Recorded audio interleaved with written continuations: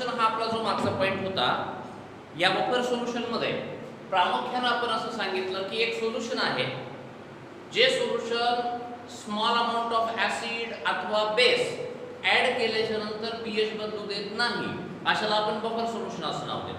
The solution which resists to change in its pH even on addition of small amount of acid or base is known as a buffer solution. मग आपण पुढे काय केलं? Types of buffer मध्ये acidic buffer आणि basic buffer हे दोन आपल्या सिलेबस मध्ये आहेत. मग प्रिपरेशन मध्ये काय सांगितलं? ऍसिडिक बफर तयार करावायचा असेल तर वीक ऍसिड आणि त्याच वीक ऍसिडचा स्ट्रॉंग बेस सोबतचा सॉल्ट हा पाण्यामध्ये डिझॉल्व झाल्याच्या नंतर आपल्याला ऍसिडिक बफर मिळेल. तर बेसिक बफर कसं तयार करता येईल? बेसिक बफर हा वीक बेस आणि त्याचा स्ट्रॉंग ऍसिड सोबतचा सॉल्ट पाण्यामध्ये डिझॉल्व केल्याच्या नंतर आपल्याला बेसिक बफर तयार करता येईल. मग एक example CH3COOH acetic acid plus CH3COO dissolved in water हे एक्झाम्पल आहे ऍसिडिक बफरचं. तर NH4OH plus NH4Cl हे एक्झाम्पल आहे बेसिक बफरचं. मग आजच्या पॉइंटचा जर आपण विचार केला तर आता आज आपल्याला बफर हा जो भाग आहे या बफरचे ऍप्लिकेशन्स पाहायचे आहेत. खूप महत्त्वाचे ऍप्लिकेशन्स आहेत. ऍप्लिकेशन्स ऑफ बफर कशाच्या आधारे ऍप्लिकेशन्स असतील बरं हे? तर हे ऍप्लिकेशन्स आहेत त्याची प्रॉपर्टी. कोणती प्रॉपर्टी? तर पीएच चेंज होऊ देत नाही. आता तुमच्या माहितीसाठी सांगतोय, एक सिंपल उदाहरण असं देतोय मी. उन्हाळ्याच्या पिरियड मध्ये जसं आपण 3 ऋतू म्हणतो, पावसाळा, हिवाळा आणि उन्हाळा. उन्हाळ्यामध्ये सकाळी किंवा दुपारी केलेली भाजी असेल तर ती संध्याकाळपर्यंत चांगली राहील असं शक्य नाही, कारण गरमी खूप असते. आणि मग तुम्हाला एक लक्षात येतं की एक तर त्या भाजीचा थोडासा वास, आंबट वास येतो किंवा त्या भाजीवर असा फेस आल्यासारखा दिसतो. मग ती भाजी खाण्यायोग्य राहत नाही, म्हणजेच ती स्पॉइल होते, खराब होते. तर काय कारण? याचा आणि बफरच्या ऍप्लिकेशनचा काय संबंध आहे बरं? तर एखादा पदार्थ त्याची प्रॉपर्टी जी आहे ती प्रॉपर्टी सर्वात महत्त्वाची अशी असते की पीएच हा कॉन्स्टंट राहिला तर ती प्रॉपर्टी जशाला तशी राहते. भाजी खराब होते म्हणजे डेफिनेटली त्याचा पीएच हा चेंज होतो. आणि या कारणानं जर आपण पाहिलं तर पदार्थाची प्रॉपर्टी कॉन्स्टंट ठेवण्यासाठी पीएचचा रोल हा खूप महत्त्वाचा आहे. हा पहिला महत्त्वाचा भाग. मग आपण या प्रोसेसमध्ये जात असताना आपण काही आज ऍप्लिकेशन्स घेऊया. आणि ह्या ऍप्लिकेशन मध्ये पहिला part in biochemical system. Biochemical system. आता नियर अबाउट मानवी रक्ताचा पीएच हा 7.46 इतका असतो. जर विचार केलं तर आपण वेगवेगळे पदार्थ खात असतो, त्यामध्ये ऍसिडिक अथवा बेसिक गुणधर्म देखील असतात. आणि ऍसिड अथवा बेस टाकल्याच्या नंतर जर फ्री H प्लस अथवा फ्री OH मायनस आयन्स तिथे असतील तर त्याचा पीएच बदलतो. मग आपण असे अन्न पदार्थ इनटेक करत असताना, खात असताना आपण तसं लिंबू पण घेतो, दूध पण घेतो, बटर, ताक पण घेतो. म्हणजे ऍसिडिक पदार्थ भरपूर असतात आपल्या आहारामध्ये, तसेच अल्कलाईन पण असतात. मग तरी देखील आपल्या रक्ताचा पीएच हा बदलला असता तर आपण सारखे आजारी पडलो असतो. मग हा रक्ताचा पीएच स्लाइटली अल्कलाइन आहे. तो 7.2 टू 7.46 थोडासा अल्कलाइन आहे. The pH of blood is slightly alkaline. तर मग काय होतं बरोबर? हे पदार्थ खाल्ल्यावर का नाही पीएच बदलत?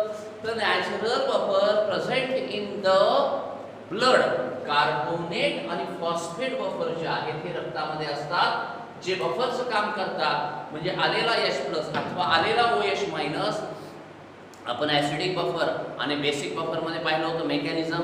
त्या मेकॅनिझम मध्ये सांगितलं होतं बफर कसा H+ ला न्यूट्रल करतो अथवा OH मायनस ला न्यूट्रल करतो.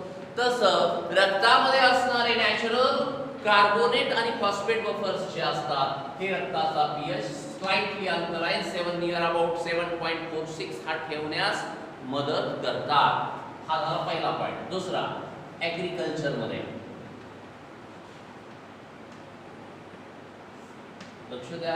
ऍग्रिकल्चर मध्ये आपण कृषी खातं ज्याला म्हणतो, कृषी विभाग ज्याला म्हणतो, ज्यामध्ये शेतीचा अभ्यास केला जातो, BSc ॲग्रिकल्चर, कृषीचा हा जो भाग आहे यामध्ये प्रामुख्यानं काय होतं, कल्टिवेशन ऑफ द सॉइल, म्हणजे पेरणीपूर्व मशागत करत असताना तुम्हाला ती जमीन पेरणीसाठी योग्य करावी लागते. ती जमीन म्हणजे ती माती असते आणि जिओलॉजी भूगर्भशास्त्रानुसार वेगवेगळ्या प्रदेशामध्ये वेगवेगळ्या प्रकारच्या माती असतात. एक साधारण कुठे पांढरी माती, कुठे काळी माती, कुठे लाल माती, अशा पद्धतीच्या माती असतात. आणि जिओलॉजीचा विचार जर आपण भूगर्भशास्त्राचा ज्या वेळेला करतो, केवळ माती नाही तर मातीमध्ये मुरुम असतो, दगड असतात, वेगवेगळे खनिज असतात, वेगवेगळे सॉल्ट असतात. आणि तुम्हाला हे लक्षात येतं का, हा पॉइंट अगदी छोटा आहे पण मी विश्लेषण कसं करून सांगतोय.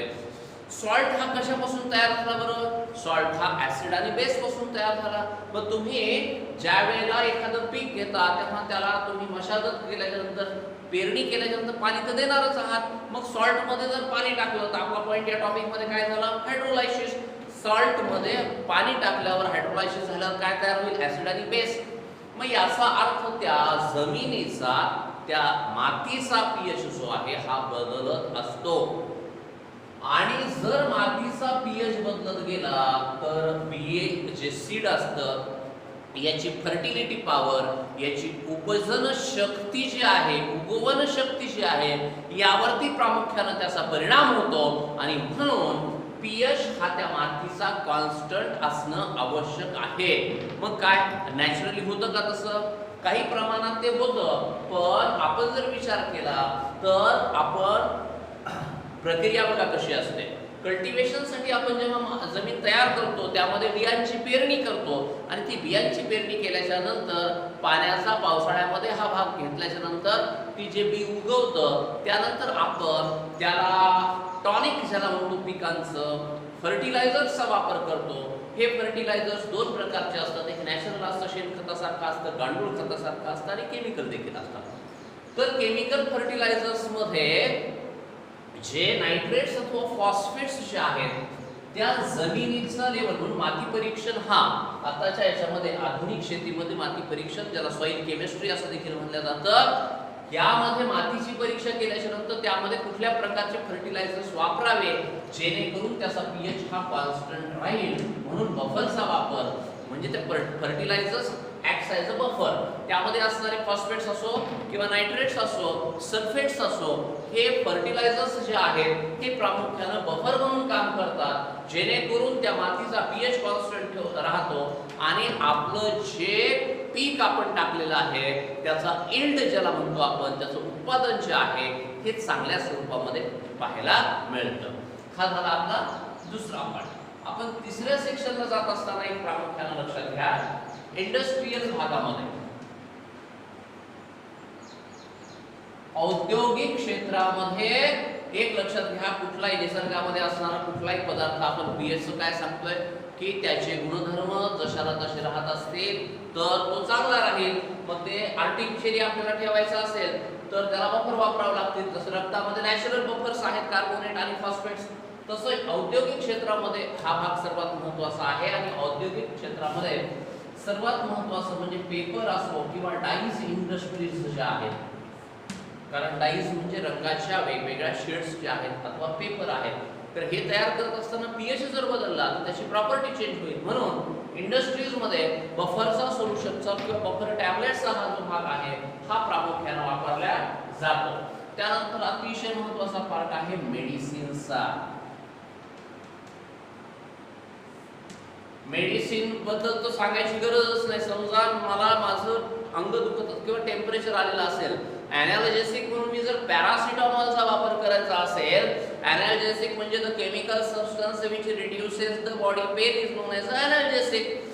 मग त्याचं फंक्शन काय आहे, शरीराचं तापमान कमी करायचं. मग मी पॅरासिटामॉल अथवा क्रोसिन घेतली आणि जर का त्याचा pH बदललेला असेल तर त्याचं फंक्शन, त्याचं वर्क जे आहे टेम्परेचर कमी करण्याचं ते राहणार नाही. मग प्रामुख्याने काय करावं लागेल की त्याचा pH, म्हणजे औषध तर अतिशय महत्त्वाच्या भागामध्ये येतात, त्यातल्या त्यात लिक्विड स्वरूपातल्या औषधांमध्ये फार काळजी घ्यावी लागते. म्हणून अनेक बफर्स जे आहेत हे मेडिसिनचा pH कॉन्स्टंट ठेवण्यासाठी वापरलेले असतात. एक प्रामुख्याने एक पेनिसिलिन, पेनिसिलिनचा आठवतोय, हा अँटीबायोटिक्स आहे. अँटीबायोटिक म्हणजे उष्णतेला मारते, hit kills the heat. Antibiotic मध्ये काय असतं, मायक्रो ऑर्गॅनिझमला मारत असतो असा अँटीबायोटिक. अलेक्झांडर फ्लेमिंग यानं पेनिसिलियम नोटॅटम नावाच्या मोल्ड पासून हा पहिला अँटीबायोटिक तयार केला, पेनिसिलिन. जसं अमिनोग्लिसराइड्स असेल, टेट्रासायक्लिन असेल, गामामायसिन असेल, जेंटामायसिन असेल, इरॅथ्रोमायसिन असेल, ॲझिथ्रोमायसिन असेल, हे अँटीबायोटिक्स जे आहेत हे आजार जो आहे, व्हायरल इन्फेक्शन असेल, बॅक्टेरियल इन्फेक्शन असेल, ते कंट्रोल करण्यासाठी प्रामुख्याने वापरले जातात. मग यांचा पीएच कॉन्स्टंट ठेवणं आवश्यक असतं. आणि यामध्ये एक प्रामुख्यानं स्टॅबिलिटी देण्यासाठी बफर सोल्युशन मध्ये सोडियम सिट्रेट नावाचा, सोडियम सिट्रेट हा बफर वापरला जातो. म्हणजे पेनिसिलिनचं काम आहे अँटीबायोटिक्सचं, ते पीएच कॉन्स्टंट असेल तरच राहील, मग त्यामध्ये बफर म्हणून याचा वापर केला जातो. बऱ्याचशा मेडिसिन्स मध्ये मॅग्नेशियम सिट्रेटचा वापर हा केला जातो. आता मॅग्नेशियम सिट्रेट प्रिपेअर कसं केलं जातं, MgOH टेकन ट्वाइस आणि सिट्रिक ऍसिड यापासून मॅग्नेशियम सिट्रेट तयार होतो. आणि म्हणून कशासाठी बफरचा वापर आहे, कारण स्टॅबिलिटी देण्यासाठी. स्टॅबिलिटी असेल तर हे मेडिसिन्स आपल्याला त्या प्रकारच्या मेडिसिन्स मध्ये, जसं आपण एनाल्जेसिक आहे ताप कमी करतो, अँटीबायोटिक्स आहे जो व्हायरल अथवा बॅक्टेरियल इन्फेक्शन नाहीसं करतो, किंवा अँटीसेप्टिक असेल जो मायक्रो ऑर्गॅनिझम्सला किल करतो किंवा त्याची ग्रोथ कमी करतो. या सर्व मेडिसिन्सचा हा जो पार्ट आहे याचा प्रामुख्याने आपण डिसइन्फेक्टंट असो का अँटीसेप्टिक असो, त्याच्या प्रॉपर्टीज स्टॅबिलिटी असेल तरच त्या राबू शकतात, असा हा भाग आपण मेडिसिनचा पाहतो. त्यानंतरच्या सेक्शनमध्ये एनालिटिकल केमिस्ट्री जी आहे, 5वा पॉइंट मी इथे लिहून टाकतो, एनालिटिकल केमिस्ट्री. एनालिटिकल केमिस्ट्री हे प्रॅक्टिकलचा भाग जास्त असतो, फिजिकल, ऑर्गॅनिक, इनऑर्गॅनिक, एनालिटिकल. तर फिजिकलचा काही भाग एनालिटिकल मध्ये येतो, प्रॅक्टिकल मध्ये क्वालिटेटिव्ह आणि क्वांटिटेटिव्ह एनालिसिस असतं. क्वांटिटेटिव्ह एनालिसिस मध्ये तुम्हाला टायट्रेशन येतं, acid versus base neutralisation check करण्यासाठी प्युरिटरी पिपेटचा वापर असतो. आणि दुसरं असतं क्वालिटेटिव्ह एनालिसिस. क्वालिटेटिव्ह एनालिसिस मध्ये काय होतं, तुम्हाला 12वीच्या प्रॅक्टिकलला आहे, तुम्हाला काही मिक्सचर दिले जातात, त्यामध्ये तुम्हाला ग्रुप ओळखायचे असतात. ऍसिडिक रॅडिकल्स जर असतील तर पहिला, दुसरा, तिसरा ग्रुप असतो, पण बेसिक रॅडिकल्स मध्ये मात्र 6 ग्रुप असतात. मग अशामध्ये काय होतं, एक जनरली तुम्हाला हा भाग देत असताना क्वालिटेटिव्ह एनालिसिस मध्ये ज्या डेफिनेट पीएचचा आपण जर वापर करत असताना थर्ड ए ग्रुप सारखा जो पार्ट असतो की जिथे अल्कलाइन प्रॉपर्टीज असतात, अशामध्ये NH4OH प्लस NH4Cl सारखा बफर जो आहे हा वापरला जातो. एक एक्झाम्पल सांगतोय मी, अशा पद्धतीचा भाग प्रामुख्याने पाहायला मिळतो. आता हे ऍप्लिकेशन्स आहेत, हे युजेस म्हणूया आपण याला, बफर सोल्युशनचे आहेत. पण आपण जर पुढचा भाग पाहिला तर पॅथॉलॉजी जी आहे त्याच्या बाहेरचा एक सांगतोय मी. पॅथॉलॉजी मध्ये जर तुम्ही विचार केला तर रक्त शरीराच्या आतमध्ये आहे तेव्हा ते नॅचरल बफर आहेत, पण ते जेव्हा बाहेर येतं तेव्हा पीएच बदलू शकतो, कारण ते बाहेरच्या वातावरणाशी जुळून घेईल का नाही सांगता येत नाही. मग अशा वेळेला पॅथॉलॉजी मध्ये देखील बफर टॅबलेट्सचा वापर केला जातो. रिएक्शन मध्ये देखील 2, 4, 5, 6 तासाची रिएक्शन होत असेल तर काही रिएक्टंट ऍड केल्यावर त्याचा पीएच बदलू शकतो, मग बफर टॅबलेटचा वापर केला जातो. त्यानंतर एक असा भाग पाहिलाय आपण केमिस्ट्री इन एव्हरीडे लाईफ 11वीच्या सेक्शन मध्ये, फूड प्रिझर्वेटिव्ह नावाचा भाग आहे, तसंच दुसरं नाव बफर आहे. उदाहरणार्थ सोडियम बेन्झोएट सारखं एक खूप महत्त्वाचा भाग बघा, sodium benzoate. Sodium benzoate is used as a buffer for the preservation of food. आता फूड प्रिझर्वेटिव्हची व्याख्या कशी आहे, the chemical substance which avoid the spoilage of the food. म्हणजे तो त्या अन्न पदार्थाला खराब होऊ देत नाही, पण सर्वात महत्त्वाची भाग आहे, नुसता खराब होऊ देत नाही तर maintain its nutritive value constant. त्याच्यामधून मिळणारे पोषक तत्व जे आहेत हे कॉन्स्टंट देणारा जो भाग असतो त्याला आपण फूड प्रिझर्वेटिव्ह म्हणतो. तेच काम बफरचं आहे, सोडियम बेन्झोएट. आणि म्हणून घरामध्ये तळलेले जे चिप्स असतात, बटाट्यापासून केलेले असो, केळीपासून तयार केलेले असो, ते 2, 4, 5, 6 दिवसामध्ये खराब होतात. परंतु बाजारामध्ये असणारे चिप्स हे 3 महिन्यापासून 6 महिन्यापर्यंत, एखाद्या वर्षापर्यंत चांगले राहतात. आपोआप राहतात का? नाही. तुम्ही सीलबंद किंवा हवाबंद जे पॅकेट्स असतात त्याच्यात तिथं वाचा, त्यामध्ये रॅपवर ते तुम्हाला प्रिझर्वेटिव्ह असं नाव दिलेलं असेल, कदाचित कोड असतो 7.1 7.2 किंवा sodium citrate, sodium benzoate, magnesium citrate अशी नावं असतात. आणि म्हणून आजच्या सेक्शनमध्ये आपण हा बफर सोल्युशन्सचे ॲप्लिकेशन्स वेगवेगळ्या क्षेत्रामध्ये कसे आहेत हे पाहिलं.